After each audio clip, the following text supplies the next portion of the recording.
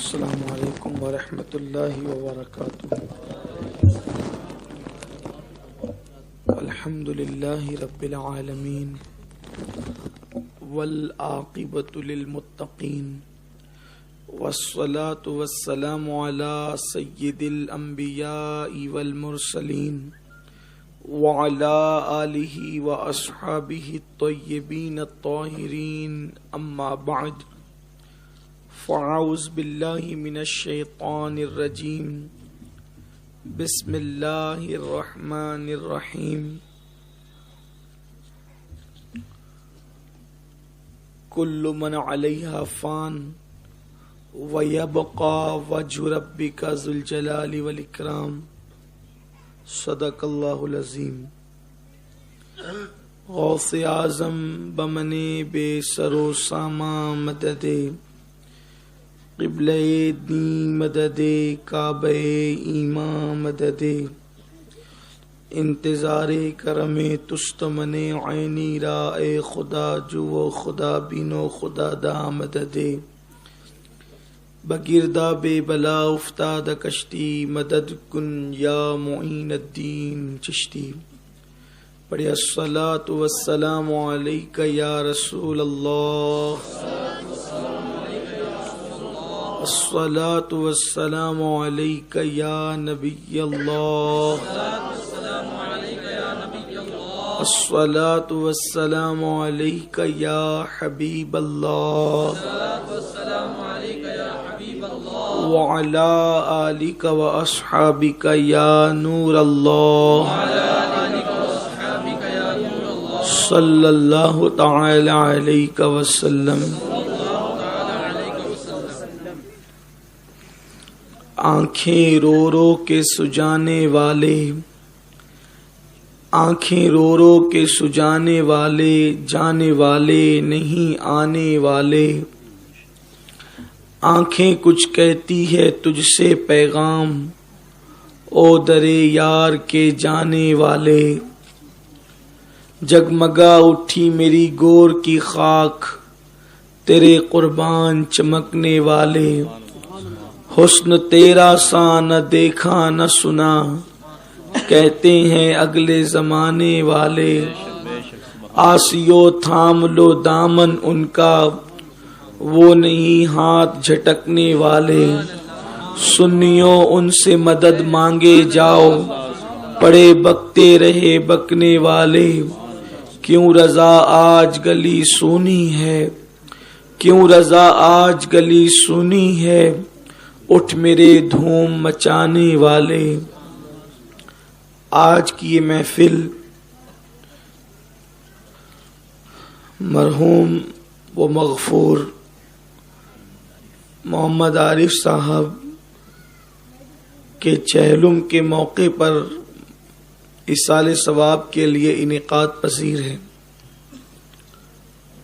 اور میں یہ چاہتا ہوں کہ آج آپ کے سامنے یہ بیان کروں کہ موت کیا ہے۔ جب بھی ہم یا کوئی بھی موت کا ذکر سنتے ہیں وہ سب ڈرنے لگتے ہیں، کوئی ہو، زیادہ تر لوگ، کیا دیندار کیا دنیا دار، سب لوگ، کسی کو موت نہیں چاہیے، موت سے سب ڈرتے ہیں، مگر اگر واقعی دلوں میں ایمان ہے اور انسان اللہ اور اس کے رسول سے سچی محبت کرتا ہے تو اس کے نزدیک زندگی سے بہترین چیز کا نام موت ہے۔ اس کی وجہ یہ ہے کہ زندگی ہوگی تو ماں کا قرب ہوگا، زندگی ہوگی تو باپ کا قرب ہوگا، زندگی ہوگی تو بھائی کا قرب ہوگا، زندگی ہوگی تو بیوی اور بچوں کا قرب ہوگا، اور موت ہوگی تو اللہ اور اس کے رسول کا قرب ہوگا۔ کوئی عبادت اس منزل پر نہیں لے جاتی جہاں موت لے جاتی ہے، کسی عبادت سے وہ مرتبہ نہیں ملتا جو موت سے ملتا ہے، اس لیے کہ دنیا میں آپ کوئی عبادت کریں، رسول اللہ کو آپ بیداری کی آنکھوں سے نہیں دیکھ سکتے، مگر موت سے جب مر کر انسان قبر میں جاتا ہے تو انسان نیک ہو یا گنہگار مصطفیٰ جان رحمت کا دیدار کر لیتا ہے۔ اب آپ مجھے بتائیں، موت کے بعد اگر کچھ نہیں بھی ملے تو اس سے بڑی نعمت ہے۔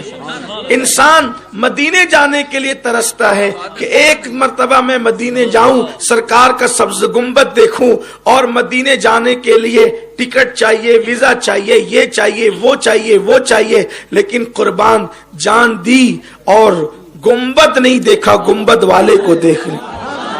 میرے امام کہتے جان دے دو وعدے دیدار پر، نقد اپنا دام ہو ہی جائے۔ اب بتائیں، جس موت سے حضور نظر آتے ہوں، اگر منافق ہے تب تو بات کچھ نہیں، لیکن اگر مومن ہے تو امام نے تو منقبت میں کہا تھا، اس کو نعت میں کہہ لیا جائے کہ جان تو جاتے ہی جائے گی، قیامت یہ ہے اب یہاں مرنے پہ ٹھہرا ہے نظارہ تیرا۔ موت یہ الموت جسر یوصل حبیب الی الحبیب، او کما قال، کہ موت ایک پل ہے جو محب کو محبوب سے ملا دیتی ہے۔ اور ایک بات آپ سے کہوں کہ وطن جانے سے بھی کوئی ڈرتا ہے؟ میری قوم کا عجیب حال ہے، وطن جانے سے ڈرتے ہیں۔ دیکھو، آپ کا وطن مالیگاؤں ہے، آپ کو کچھ دن کے لیے ممبئی بھیج دیا گیا، اب کوئی آپ سے کہے گا کہ بھئی 8 دن کے بعد آپ کو مالیگاؤں چلنا ہے، سچ سچ کہنا، خوشی ہوگی کہ غمی ہوگی؟ خوشی ہوگی۔ حیرت ہے، ہمارا وطن تو آخرت ہے، بلکہ ہمارا وطن تو جنت ہے۔ یہ جو کہا گیا نا الحب الوطن من الایمان، کہ حب الوطن ایمان کی علامت ہے، تو یہاں وطن سے مراد جنت ہے۔ ہمارا وطن، ہم کسی ملک میں رہے، ہمارا اصل وطن، اس لیے کہ وطن اس کو کہتے ہیں جہاں اس کی پیدائش ہوتی ہے، پیدائش کی جگہ کو وطن کہتے ہیں۔ اب ہماری جو پیدائش ہوئی ہے وہ آسمانوں اور زمینوں میں نہیں ہوئی ہے، ہماری پیدائش تو جنت میں ہوئی، ہمارے ابا کو جنت میں بنایا گیا ہے، تو ہمارا وطن ہے جنت۔ اور ہمیں قدرت نے کہا ہے انا للہ و انا الیہ راجعون، کہ تم اللہ کے مال ہو اور تمہیں اللہ کی طرف پلٹنا ہے۔ تو وطن جانے کی بات ہے، وطن جانے کی بات ہے، اور ہم وطن جانا نہیں چاہتے۔ اور ایک بات آپ سے کہتا ہوں کہ یہاں جتنے ٹینشن ہے، وطن میں کوئی ٹینشن پردیس میں ہوتے ہیں، وطن میں نہیں۔ آدمی پردیس میں ہو تو پانی مانگ کر پیے، کھانا مانگ کر کھائے، بستر مانگ کر کے ملے گا۔ کس پردیس میں کتنے ابھی بڑا مہمان بن کے جاؤ، گھر جیسی راحت نہیں ہے، گھر جیسی راحت تو وطن میں ہے۔ اور اللہ اکبر، یہاں کھانا ہے تو دن بھر کمانا بھی ہے، لیکن وطن میں کمانے کا ٹینشن نہیں۔ اور پھر سبحان اللہ، ہمارا چونکہ عقیدہ غیب پر ہے، ہم نے موت کو سمجھا نہیں، کافروں کی طرح موت کو ہم دیکھ کر سمجھ کر ہم جو ہے وہ ہکا بکا رہ گئے، اور سب اصل میں موت کا تصور ہی ایسا پیش کیا گیا کہ ہم نے موت سے محبت نہیں کی۔ موت مانگی بھی نہیں جاتی، لیکن موت بری بھی نہیں ہے۔ دیکھیے، دراصل اللہ کے رسول علیہ السلام نے فرمایا کہ انسان دنیا میں ایسے ہے جیسے مسافر۔ ایک آدمی سفر کرتے ہوئے، پہلے جب لوگ سفر کرتے تھے تو کار وغیرہ تو نہیں تھی، آپ کو معلوم ہے، تو لوگ گھوڑوں پر، اونٹوں پہ، کچھر، پہلے پیدل سفر کرتے تھے۔ تو سفر کرتے کرتے جب مسافر تھک جاتا تو کچھ دیر کے لیے وہ درخت کے نیچے سستانے کے لیے بیٹھ جاتا یا سو جاتا، اس کے بعد اٹھتا اور اٹھ کر کے چل دیتا۔ اسی لیے اللہ کے رسول علیہ السلام نے فرمایا کہ درختوں کے نیچے، سایہ دار درختوں کے نیچے پیشاب مت کیا کرو، پاخانہ مت کیا کرو، کیونکہ وہاں مسافر آ کر کے ٹھہر سکتے ہیں، ان کو تکلیف ہوگی۔ تو آقا فرماتے ہیں انسان کی زندگی ایسے ہی ہے جیسے ایک درخت کے نیچے مسافر سفر کرتا ہے اور آگے بڑھتا ہے. اب آپ کہیں کوئی 70 سال جیتا ہے، کوئی 100 سال جیتا ہے، تو کیا وہ مسافر کی طرح جیے؟ حضرت نوح علیہ السلام کی عمر 1000 سال سے زیادہ کی تھی. کتنی تھی؟ 1000 سال سے زیادہ کی. جب ان کا انتقال کا وقت آیا تو جبریل علیہ السلام نے پوچھا آپ نے کیسے پایا زندگی کو؟ 1000 سال اللہ نے زندگی دی، کیسے پایا؟ تو جبریل سے کہا جیسے میں ایک دروازے سے داخل ہوا اور دوسرے دروازے سے نکل گیا. یعنی کتنی بھی لمبی زندگی آپ کو ملے، آپ کو ایسے ہی لگے گا. دیکھیے ابھی آپ کی کسی کی عمر 35 سال کی ہوگی، 40 سال کی ہوگی، 20 سال کی ہوگی، لیکن ہم کو ایسا لگتا ہے کہ ہم 20 سال سے دنیا میں رہ رہے ہیں، ہم 40 سال سے دنیا میں رہ رہے ہیں. ایسا لگتا ہے جیسے پیدا ہوئے کل کی بات ہے، بچپنا گزرا کل کی بات ہے. تو یہاں کتنا بھی رہو وہ مختصر ہی ہے، بہت مختصر ہے. تو اللہ کے رسول علیہ السلام فرماتے ایسے رہو جیسے درخت کے نیچے ایک مسافر رہتا ہے، چل جاتا ہے. تو یہ سفر ہے ہمارا ایک سفر ہے. دیکھیے جب انسان عالم ارواح میں تھا، یہ اس کا سفر شروع ہوا. انسان کا سفر اتنی بات کرتا ہوں جتنی سمجھ سکیں، کیونکہ مجھے مرکز پہ بہت اہم عنوان سے پہنچنا ہے اور جلدی پہنچنا ہے. انسان کا جو سفر شروع ہوا ہے وہ علم الہی سے شروع ہوا ہے. علم الہی کی تشریح چھوڑ دیتے ہیں، پھر اس کے بعد علم الہی سے سفر شروع ہوتا ہے. پھر انسان آتا ہے عالم ارواح میں، یعنی روحوں کی دنیا میں آتا ہے انسان. کبھی کبھی دیکھو آپ کہیں جاؤ گے نا، جیسے مثال کے طور پہ کسی مزار پہ چلے گئے، کہیں کبھی تاج محل پہ چلے گئے، کسی جنگل میں چلے گئے، کسی گھر میں پہلی بار گئے، آپ کو ایسا لگتا ہے کہ میں یہاں پہلے کبھی آیا ہوں. آپ کو غور کرنا، کبھی کبھی ایسا ہوتا ہے میں پہلے آیا ہوں، حالانکہ آپ یقیناً پہلے وہاں نہیں گئے، لیکن پھر بھی لگتا ہے میں پہلے آیا ہوں. تو وہ روحوں کی دنیا کا سفر ہے. کبھی آپ کی روح وہاں پہنچی تھی، اس لیے آپ کو ایسا لگتا ہے کہ کبھی یہ حادثہ میرے ساتھ ہوا ہے. نہیں ہوتا ہے، لیکن آپ کو لگتا ہے ہوا ہے. وہ روحوں کی دنیا کا سفر ہے. انشاءاللہ تعالی کبھی موقع رہا تو روحوں کی دنیا پر ایک کبھی یاد دلائیں مجھے، تو مرکز پہ اس پہ ہم تفصیلی خطاب کریں گے روحوں کی دنیا کیا ہوتی ہے. آپ کو ایسا لگے گا یہ دنیا کچرا ہے، گھان کچرا ہے، اس کی کوئی اوقات ہی نہیں. یہ جو جس کے اندر تم بیٹھے ہو نا، گیم کھیل رہے ہو، کھا رہے ہو، پی رہے ہو، غافل ہو، فجر چھوڑ رہے ہو، ظہر چھوڑ رہے ہو، عصر چھوڑ رہے ہو، اسی سے دل لگا کر بیٹھے ہو، کچرا ہے، کچھ نہیں، اس کی کوئی اوقات نہیں. اگر ٹائم رہا تو میں آپ کو بتاؤں گا کہ یہ دنیا سچی بات، اور دنیا کی حقیقت اتنی ہے کہ یہ دنیا ایک خواب ہے. بس خواب کے سوا یہ دنیا کچھ نہیں.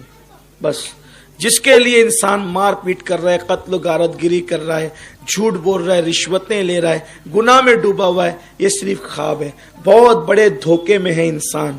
حقیقت آخرت ہے. یہ حباب ہے. حباب کسے کہتے ہیں؟ ہم اپنی زبان میں جس کو پانی کا بلبلہ کہتے ہیں نا، اس کو حباب کہتے ہیں. بس دنیا مثل حباب ہے. دنیا مثل حباب ہے کہ پانی کا بلبلہ کتنی دیر رکے گا، چند سیکنڈ سے زیادہ اس کی زندگی نہیں رہتی. بس انسان کی زندگی کا یہی حال ہے جیسے پانی کا بلبلہ. تو بہت خوبصورت ہے وہ جسے آخرت کہتے ہیں. اور وہ بھی چونکہ ہم ایمان والے، اور ایمان والوں میں بھی اس کے امتی ہے جس کو قیامت کے دن مقام محمود عطا کیا ہے. یعنی جس کی چلے گی اسی ہی کی چلے گی. بلکہ قدرت نے یہ وعدہ کیا ہے، حبیب قیامت کے دن فیصلے تیری مرضی سے کروں گا. جس کی مرضی سے فیصلے ہوں گے وہی ہمارا وکیل ہے. فیصلہ جج جس کی مرضی سے کرے گا وہ اپنا وکیل ہے. آپ غور فرمائیں. بس بات اتنی ہے کہ ان سے رشتہ جوڑنا ہے. بات اتنی ہے کہ گناہوں سے رشتہ توڑ کے ان سے رشتہ جوڑنا ہے. یہ جو شراب ہے، جوے ہیں، برائیاں ہیں، بدکاریاں، ان سے رشتہ توڑو اور ان سے رشتہ جوڑو. بھائی جب کسی سے مقدمہ لڑوانا ہوتا ہے تو پھر اس سے رابطے اچھے رکھنے ہوتے ہیں. تو میرے نبی یہ مقدمہ لڑنے والے وکیل نہیں ہیں. وکیل بمانا کار ساز، وہ ہمارے کام بنانے والے، وہ ہماری سفارش کرنے والے، وہ وکیل ہے، کفیل ہے، شفیع ہیں وہ ہمارے. اور قربان جائیں ایسے شفیع اور وکیل ہے کہ اپنی جان سے زیادہ وہ اپنی امت سے محبت کرتے ہیں. آپ یقین جانیں کہ ہر نبی شان والے ہیں، مگر کسی نبی نے اپنی جان سے زیادہ اپنی امت سے محبت نہیں کی ہے سوائے میرے نبی کے۔ نوح کی قوم نے ستایا تو نوح علیہ السلام نے دعا کی، اے اللہ ان کو غرق کر دے۔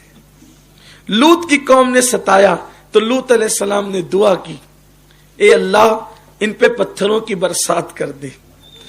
ہود اور علیہ السلام نے اور صالح علیہ السلام کو، ہود علیہ السلام اور صالح علیہ السلام کو قوم نے ستایا تو ان لوگوں نے دعا کی، کسی نے کہا اللہ ان پہ ہوا ڈال دے، کسی نے کہا اللہ تعالیٰ ان پہ آندھی چلا دے۔ اسی طریقے سے انبیاء کرام دعا کرتے رہے۔ موسیٰ کی قوم نے ستایا علیہ السلام تو موسیٰ علیہ السلام نے کہا اللہ ان کو غرق کر دے دریا میں۔ میرے نبی کی قوم نے ستایا، اتنا ستایا کہ وطن سے نکال دیا، حضور علیہ السلام کو وطن سے نکلنا پڑا، اتنا ستایا کہ دندان شہید کر دیے۔ لیکن جب حضور نے دعا کی تو یہ اللہم اہدی قومی فإنہ لا یعلمون، اے اللہ میری قوم کو ہدایت عطا فرمائی، یہ مجھے جانتے ہی نہیں۔ قربان جائیں، کیا شان ہے آقا کی۔ اچھا، آقا علیہ السلام فرماتے ہیں ہر نبی کو ایک اسپیشل دعا دی گئی ہے، نبی کی تو ہر دعا قبول ہے لیکن ایک خاص دعا دی گئی ہے کہ یہ آپ کریں گے، جب بھی یہ دعا کریں گے یہ خاص دعا رد نہیں ہوگی۔ نوح علیہ السلام نے استعمال کیا غرق کرنے کے لیے، لوط علیہ السلام نے استعمال کیا پتھر برسانے کے لیے۔ حضور کہتے ہیں میں نے دنیا میں نہیں کی، میں نے آخرت کے لیے اس کو اٹھا کر کے رکھا، آخرت کے لیے اٹھا رکھا ہے۔ جب یہ خاص دعا میں وہاں استعمال کروں گا، یا رسول اللہ کیوں؟ کہا کہ امت کی مغفرت کے لیے، ان کو بخشوانے کے لیے۔ قربان جائیں کیسا دامن ہاتھوں میں آیا ہے، لیکن قدر نہیں کی، قدر نہیں کی۔ محلے کا اچھا دوست ملتا ہے تو اس کی کتنی قدر کرتے ہیں۔ محبوب خدا خدا نے عطا کر دیا، ہم نے ان کی قدر نہیں کی جیسا قدر کرنا چاہیے تھا۔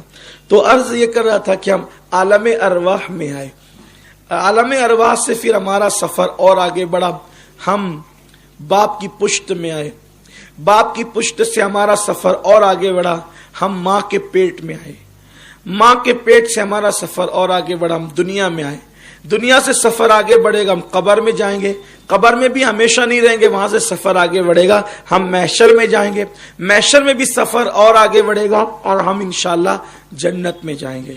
حالانکہ کوئی جہنم میں بھی جا سکتا، اللہ سب پہ رحم فرمائے، لیکن یہ سفر ہے۔ آپ جب عالم ارواح میں تھے تو عالم ارواح میں رہے تو وہاں سے کہا کہ اب ہم یہاں سے کہیں نہیں جائیں گے، یہ بہت اچھی جگہ ہے۔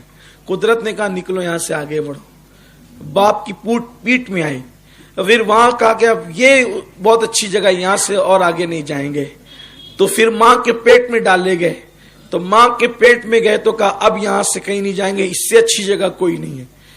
تو اللہ نے فرمایا کہ اور آگے جا، تو کہا نہیں اب نہیں جائیں گے۔ قدرت نے کہا آگے جا، نکلنا ہے تجھے یہاں سے۔ بچہ ماں کے پیٹ سے نکلنا نہیں چاہتا تھا، اس لیے کہ اسی کو اس نے سب کچھ سمجھ رکھا تھا، لیکن جب دنیا میں آیا تو رونے لگا کہ مجھے یہاں کیوں بھیجا گیا۔ لیکن جب دنیا میں آیا تو ماں دیکھا، باپ دیکھا، بھائی دیکھا، سب دیکھا۔ اب سوچتا ہے اتنی بڑی دنیا ہے، اتنی خوبصورت دنیا ہے، یہاں روزانہ پھول کھلتے ہیں، چڑیا چہچہاتی ہے، بلبلوں کے نغمے ہیں، بھوروں کی آواز ہے، شفق کا جمال ہے، افق کی سرخی ہے، گرتے آبشار ہے، بلکھاتی ہوئی ندیاں ہیں، دوستوں کی سنگتیں ہیں، بیوی کا پیار ہے، بچوں کی محبتیں ہیں، ماں کی ممتا ہے، باپ کی شفقتیں ہیں۔ اب یہاں سے میں نے کہیں نہیں جانا۔ قدرت کہتی ہے اور آگے جا، قبر میں جا۔ ماں کا پیٹ دنیا سے کتنا چھوٹا ہے، دنیا کے سامنے ماں کا پیٹ کتنا چھوٹا ہے، قبر کے سامنے، مومن کی قبر کے سامنے دنیا اتنی ہی چھوٹی ہے۔ یہ جو 2 گز زمین ہم نے سمجھ رکھی نا، یہ 2 گز زمین نہیں ہے۔ سیدنا فاروق اعظم نے فرمایا تھا میری قبر کو کشادہ مت کھودنا۔ آج کل ایک بدعت لوگوں نے ایجاد کی ہے کہ قبریں بڑی کشادہ کھودتے ہیں، حالانکہ اگر اعمال اچھے ہیں تو آپ کمرے برابر بھی قبر کھودیں، اگر اعمال اچھے نہیں ہیں کمرے برابر بھی قبر کھودیں تو وہ دبا کے پسلیاں بھی چکنا چور کر دے گی۔ اور اگر اعمال اچھے ہیں اور آپ کو گٹر کے کنارے بھی کسی نے دفن کر دیا تو وہ بھی جنت کے باغوں میں سے ایک باغ بن جائے گا۔ یہ سب بدعتیں تم ایجاد کر رہے ہو، اور قدرت کے سامنے کسی کی کچھ چلیے نہ چلے گی۔ تو فاروق اعظم نے کہا تھا میری قبر جتنی سنت ہے، حضور نے جتنا حکم دیا اتنی کھودنا، اس سے زیادہ نہیں کھودنا۔ کیوں؟ کیونکہ اگر میرا اللہ مجھ سے راضی ہے تو میری قبر تا حد نگاہ کشادہ ہوگی، اور وہ ناراض ہے تو کتنی بھی کشادہ کھودیے کچھ ہونے والا نہیں ہے۔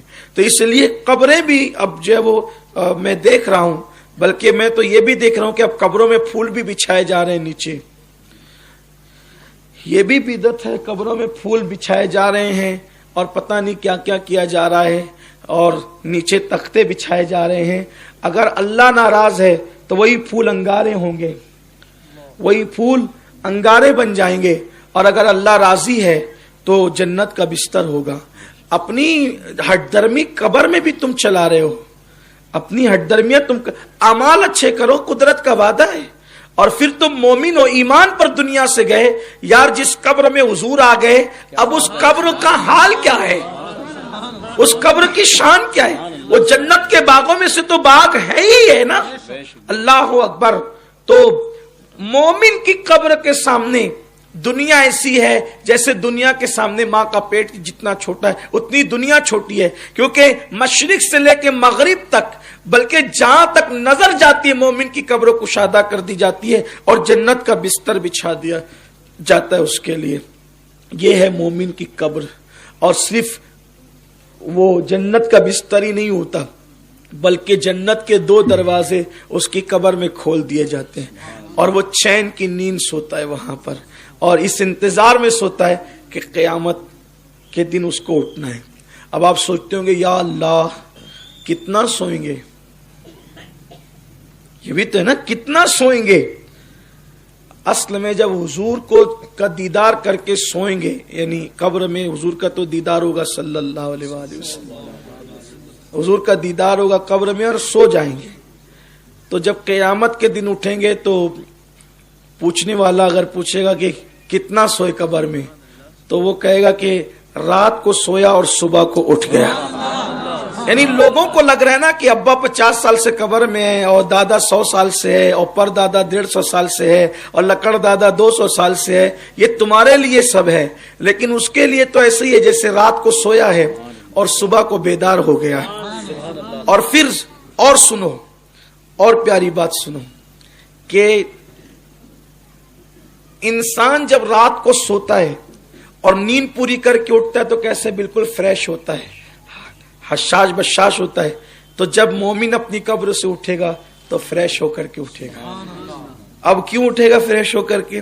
اس لیے کہ اس کو نبی کے دیدار کے بعد اب ایک اور بڑا دیدار ہونا، نبی کے دیدار کے بعد ایک بڑا دیدار ہونا ہے، وہ ہے دیدار خداوند قدوس۔ یہ کوئی کہانی قصہ نہیں ہے، یہ تو قرآن کی باتیں، یہ تو حدیث کی باتیں۔ آپ بتائیں آپ کہاں آپ کو موت بری لگتی ہے؟ موت میں تکلیف کہاں ہے؟ مصیبت کہاں ہے؟ عذاب قبر کہاں ہے؟ آپ کے اعمال اچھے ہو تو عذاب قبر نہیں ہے۔ اور اگر اللہ نہ کرے، 1000 بار نہ کرے، کسی مومن کو اگر اللہ نے عذاب قبر میں گرفتار بھی کر دیا تو بس احادیث کی روشنی میں یہ پتا چلتا ہے کہ وہ مومن صرف جمعرات کا سورج غروب ہونے تک عذاب میں مبتلا رہتا ہے، کیونکہ جب شب جمعہ آتی ہے، شب جمعہ، تو ہر مومن کی قبر سے عذاب اٹھا لیا جاتا ہے۔ شب جمعہ کی برکت سے بس ایمان والا ہونا چاہیے، ہر مومن کی قبر سے عذاب اٹھا لیا جاتا ہے، اور پھر عذاب ہٹ جاتا ہے۔ اور جب جمعہ کا دن گزر جاتا ہے اور جمعہ کا سورج غروب ہوتا ہے، فرشتے پھر تیاری کرتے ہیں عذاب لے جانے کی۔ اللہ کہتا ہے کہاں جا رہے ہو؟ کہ عذاب لے کا مجھے حیا آتی ہے کہ ایک بار جس سے عذاب ہٹا دوں دوبارہ پھر اس پر عذاب کروں۔ لیکن مومن دنیا سے جانا چاہیے، ایمان پر جانا اہم ہے، مگر یاد رکھیں یہی سب سے بڑی بات ہے، جو ایمان پر گیا اس کا بیڑا پار ہے، اور جو ایمان پر نہیں گیا پھر تو اس کا سارا معاملہ ہی خطرناک ہے۔ آج ایمان چھیننے کی کوشش ہو رہی، ایمان، اور ایمان دیکھو ہزاروں جانیں دے دیں لیکن کبھی ایمان نہیں دینا۔ حضرت بلال حبشی نے کیا کیا، کتنی مار کھائی، ایمان نہیں دیا۔ حضرت جو ہے وہ جناب خباب کو کس طرح تکلیفیں دی گئی، خبیب کو شہید کر دیا گیا، نہیں دیا، انہوں نے ایمان نہیں دیا. اور آج ہم گانے سن رہے، گانوں میں کفریہ کلمات سن رہے. اور چونکہ ہمارے بزرگوں نے فرمایا، یہ میں کئی مرتبہ مسئلے بیان کر چکا ہوں، کہ جن گانوں میں کفریہ کلمات ہے، جو اس کو خوش رہ کر سنے گا وہ کافر ہو جائے گا. اس لیے گانے سے بچو، سیریل سے بچو، صرف گندی پکچر ہی سے مت بچو، ہر پکچر سے بچو، کیونکہ ہر پکچر میں کہیں نہ کہیں کفریہ خباثت ہے اور وہ تمہارا ایمان لے لیتی ہے. ڈائلاگ اس میں ایسے ہوتے ہیں جو تمہارے ایمان کو برباد کر سکتے ہیں، تباہ کر سکتے ہیں. ایسی باتیں کرنے سے بچو جس سے ایمان کو خطرہ ہے. اللہ سے رات دن دعا کرو کہ ایمان پر دنیا سے جائیں. دیکھو ایمان پر جانے کے بڑے فائدے ہیں. اب میدان محشر کی باری آئی. میں بہت ہلکا ہلکا سا اشارہ دے کے بڑھ رہا ہوں تاکہ جنت تک ہمارا یہ سفر پہنچ جائے. تو میدان محشر میں جب جانے کی بات ہوگی تو کیسے جائیں گے میدان محشر میں؟ اللہ کے رسول علیہ السلام کی حدیث ہے، سرکار فرماتے ہیں کہ میں اپنی قبر سے سب سے پہلے اٹھوں گا، اور فرماتے ہیں اپنے سر سے مٹی جھاڑتے ہوئے. آگا فرماتے ہیں میں اپنے سر سے مٹی جھاڑتے ہوئے اپنی قبر سے اٹھوں گا، اور ابو بکر کو اور عمر کو اپنے ساتھ لوں گا. یعنی کہ سعودی کے مفتی کا فتویٰ قابل عمل نہیں ہوگا کہ یہ جو کہا جا رہا ہے نا کہ رسول اللہ کو اور صدیق و فاروق کو جو ہے وہاں سے نکال کر جو ہے وہ جنت البقیع میں منتقل کر دو. منتقل کرنے والوں کی حکومت منتقل ہو جائے گی. حضور فرماتے ہیں میں اپنی قبر سے اٹھوں گا جہاں صحابہ نے دفن کیا ہوگا. اس کا مطلب حضور کی قبر وہاں سے ہٹائی نہیں جا سکتی، حضور وہیں رہیں گے. اور فرماتے ہیں میں، اور پھر یہ بھی سن لیں، اگر سعودی سوچتا ہے کہ نبی کو نکال کے جنت البقیع میں منتقل کرے گا تو ایرانی کا خواب بھی پورا نہیں ہو سکے گا. ابو بکر و عمر کو بھی رسول اللہ سے دور نہیں کیا جا سکے گا. حضور فرماتے ہیں میں دونوں کو ساتھ لوں گا، اور پھر ہم انتظار کریں گے بقی والوں کا، یعنی جو سامنے قبرستان ہے ہم ان کا انتظار، وہ آئیں گے، پھر ان کو لے کر ہم چلیں گے. تو پھر جنت المعلی والوں کا انتظار کیا جائے گا، اور پھر وہ مکے کے قبرستان کے لوگ آئیں گے، اور پھر اس طرح سے سارے مومنین کو لے کر، سارے ایمان والوں کو لے کر حضور میدان محشر میں جائیں گے. اب آپ سے پوچھتا ہوں کہ اگر مجرم وکیل کے ساتھ ہو، اور وہ بھی ایسا وکیل جو جس نے بچانے کا وعدہ کر لیا ہو، اس کو کھٹکا کس بات کا ہے؟ بلکہ وہاں ہم، اب سنیے، مومن کی بات کر رہا ہوں، منافق اور فاسق و فاجروں کی بات نہیں کر رہا ہوں، عاشقان رسول مومنوں کی بات کر رہا ہوں. وہاں میدان محشر میں ہم بحیثیت مجرم نہیں جائیں گے، بلکہ ہم وہاں بحیثیت باراتی جائیں گے. وہاں بحیثیت باراتی جائیں گے، اور وہاں دولہا ہوگا آمنہ کا لال، اور باراتی ہوں گے ہم سب گنہگار. اب آپ دیکھیں باراتی کتنا بھی بے وقوف ہو، باراتی کے کپڑے پھٹے پرانے ہو، باراتی کس قدر بھی احمق ہو، باراتی کتنا بھی غیر گزرا ہو، باراتی کتنا بھی ذلیل ہو، باراتی کتنا بھی کیسا بھی ہو، اب جب وہ بارات میں دولہے کے ساتھ آتا ہے تو باراتی کو نہیں دیکھا جاتا. مثال کے طور پہ کسمبا روڈ پر دو لڑکوں کا جھگڑا ہوا، مارا پیٹی ہوئی. اب ہوئی اس کی بہن کی شادی، جس کو مارا تھا ایک نوجوان نے، مار کھانے والے کی بہن کی شادی ہوئی. اب بہن کی شادی ہوئی تو یہ جب بھی اس کو دیکھتا تھا تاکتا تھا سالے کو ملے گا تو بہت ماروں گا. یعنی ایک مالیگاؤں کی میں بات کر رہا ہوں، اس کا غصہ کہ سالہ ملے گا تو بہت ماروں گا، یہی اس کا ذہن تھا. اب ہو گیا اس کی بہن کا رشتہ طے. اس کو نہیں پتا تھا کہ جس نے مجھے مارا تھا اور میں جس کو مارنے کا پلان بناتا تھا یہ میرے بہن بھائی کا بہت قریبی دوست ہے، معلوم نہیں تھا. اچانک شادی کا دن آیا. اب شادی کے دن ہوا یہ کہ اس نے دولہے کے گلے میں ہاتھ ڈالا، اور ہاتھ ڈال کر کے آیا اس کی گلی میں. اس کو ہی پتا تھا جس دن اس کے ہتھے چڑھوں گا اتنی پٹائی کھاؤں گا کہ نانی کا دودھ یاد آئے گا یا چھٹی کا دودھ یاد آئے گا، یہی سب ہوگا اس کا۔ لیکن جب دولہے کے گلے میں ہاتھ ڈال کر کے آیا تو اب یہ دیکھ تو رہا ہے لیکن کچھ کرے گا نہیں۔ وجہ کیا ہے؟ آج باراتی نہیں دیکھا جائے گا، آج دولہا دیکھا جائے گا۔ کتنی بھی خنس ہے، دولہا دیکھا جائے گا، باراتی نہیں دیکھا جائے گا۔ دولہے، کیونکہ اب اگر اس سے بحث کرتا ہے تکلیف کسے ہونی ہے؟ دولہے کو ہونا ہے۔ اس کو مارتا ہے تکلیف کسے ہونی ہے؟ دولہے کو ہونی ہے۔